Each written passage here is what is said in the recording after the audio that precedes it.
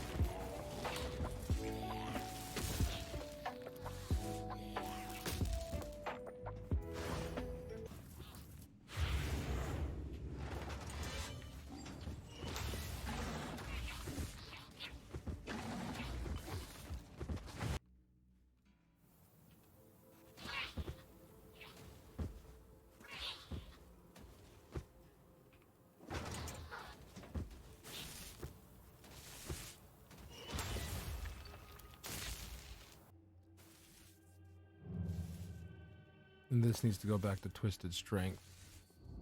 Just for that last one. Okay, we'll do that final one then. Zodiac.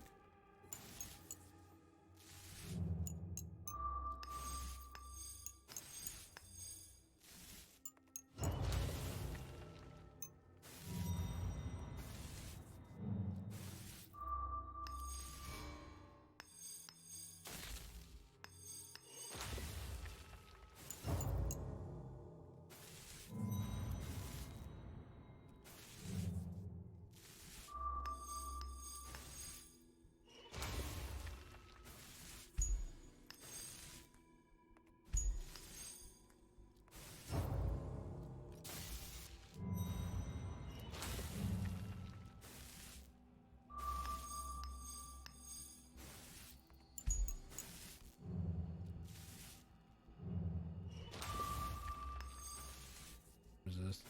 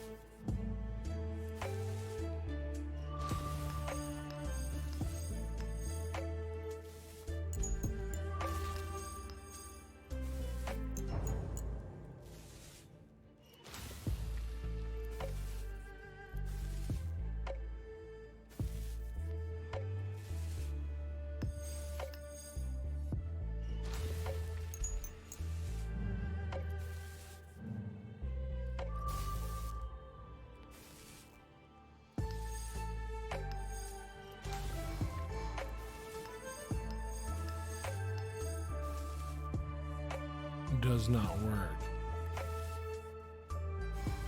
Ever. Never spec into it.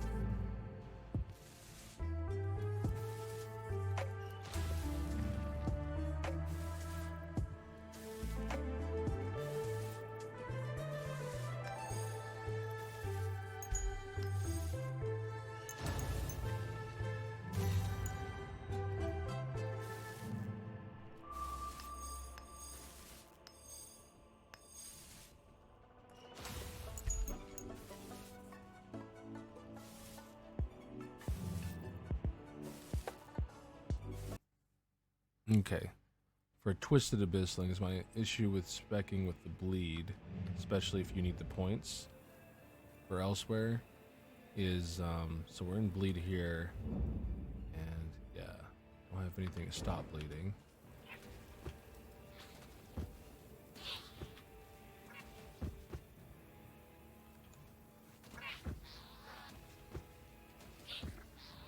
There we go. Got it to proc the bleed there. Now, if you're summoning more simultaneous Abysslings, like 4 at a time, whatnot, then yeah, you're gonna proc the bleed a little bit more often, but still doesn't seem like it's the best thing to spec into. Now, if you are using the bleed, Endless Pain, and not even really leveled all the way, you are gonna get the bleed to go off. So if you are specking into this, and you're trying to get the extra damage from the bleed, you're gonna have to go Endless Pain, especially with these guys, because you're not attacking very often with them, and even if you are summoning them out very quick, as you see right on top of the target, it's still pretty difficult to keep it up. Oh, that's pretty good with Endless Pain on, so Endless Pain's fine. As you see without it, pretty difficult. Just wanted to show a test in case people wondered. That way you don't have to spend your money and respec into it and then find out that you barely get the bleeds off on the targets.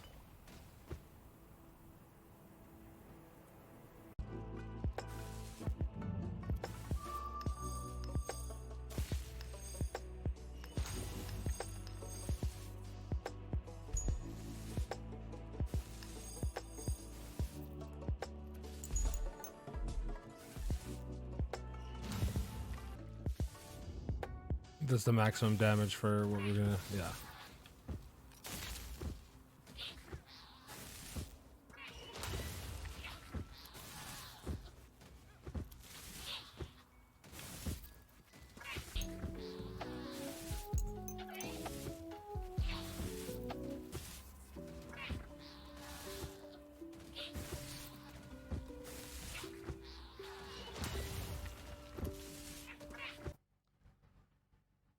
Overall, with the Twisted Abysslings, you're most likely going to be looking for the Arc of Shadows in the end. The simultaneous Abyssling count, along with every other stat on here, is perfect for the build. You need the mana regen, because you're summoning constantly. The Abyssling damage, hit rate, of course, and then you got the movement speed. And then you're going to need a one-hander. Not necessarily Sefdar's Passion, but just anything. This has the mana regen, amplification, and kind of everything that these minions would need anyway. But it's got spell damage on it too, meaning that you may want to cast a spell with them. Unity token's not as useful for this build. You don't really need the max summon count as often. Summoning 4 is fine. Yeah, 4 is just fine. Being able to summon more than 4, like getting that full 5 out. Yeah, it's probably increasing DPS a little bit, but the thing about using Twisted Abysslings is that you get to skip out on Unity token. So, and this is a much cheaper unique to try to get. I would use the one-handed minion weapon in the meantime if you don't have Seftars. So go ahead and grab a Vigor Wand if you can. Gives you the minion crit damage. And these guys do work best with having them just do really big, huge crit. With my build at least. So that's exactly what I would do. You don't get to channel really when you're using these guys. The summon, the gather minions. Yeah, you're gonna do more damage when you gather minions, but it's still not as useful. And you can target. That's still gonna be pretty useful using your marker focus. But you get to free up a few slots, so may want to try out a few different abilities and try to use a few different things with this kind of build that you wouldn't with another normal minion build. Anything that's fast to use, fast to cast. You're also using a shield with this build, most likely. So go ahead and use shield charge. You're probably going to have to use shield charge anyway. Can't really use the leap slam attack with wands, and you're most likely going to use a wand with this, depending on what you get. If you're going to try to bleed for your minions, go ahead. And if you have cut, this is probably going to be the strongest thing that you can do for your minions late game anyway. So if you have some kind of whirlwind build, if you're using javelins, or with these guys, because they don't, because they do AoE clear and they do explode a lot, and you have to keep casting them. Something like cut's going to be harder to use with them unless you're using an ability like something that's really fast casting. I'm not really sure what you'd want to use with it, but something. I mean, just depending on what kind of a build you're going. These minions might even be good with the paladin build. Paladin build could be really well with them. I guess if it says bleed, yeah, you could use this to try to bleed everything, I guess. So there's a lot of different things that you're going to be able to do with the Twisted Abysslings. Don't forget that you're a shield build as well, so you can kind of try to be a little bit more tanky than normal. Try to charge in front of your minions, or in front of your Rune Knight, and then start summoning your guys to just do a huge explosion on everything. So don't forget different move set with the Twisted Abyssling. So if you're trying to make a different kind of a summoner, go ahead. The channeling hasn't been useful with them at all. I mean, you get a channel off for, as you see, like a split second. I don't know what's going on with this minion AI, but you get it off for like a split second, so it's not the best. This is going to be where you're probably going to change up even your relic and maybe go for a more defense-oriented one. It just kind of depends. They are fun, though, so if you're looking for just kind of an alternative minion build, this works pretty good. The clear is good, and they're very powerful for minimal investment. With mine, I have not leveled it to max. It's still only level 28, and it's still only magic quality, and it was still able to clear through most of the maps with relative ease. The only thing I'm using on it is Mana Storm that you may not have. Everything else is very easy to use. I'm not even sure Mana Storm would be the best. And for maps, you're definitely going to want to use the Area of Effect. So use Area of Effect for maps, and then for bosses, you can just use Concentrated Effect. But I noticed with Concentrated Effect, I was having a hard time having them do too much. But yeah, even with underleveled gems and them being underleveled and not even being maxed out in quality, no Candors or anything, very powerful build.